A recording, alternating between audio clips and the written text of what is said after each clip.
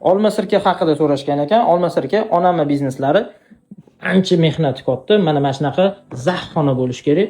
Mana tayyorlari. Mana shu narsani o'zi mana shu holatga kelishi uchun sentyabr 2024-yilda mana shu upakovka qilingan ekan. Qancha ko'p tursa, shuncha buni kuchi oshib borar ekan. Endi bu haqida alohida keyin boshqa yana video qilib berishimiz mumkin.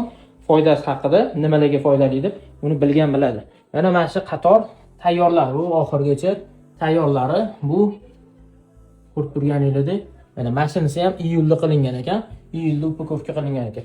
Unga upakovka qilgungacha mana shunaqa holatlarda bankalarda nimadirlar qilishadi.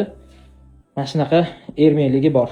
Qanaqa holatda xohlaganingizda mana shu olma sirka 2025-yil oktyabr.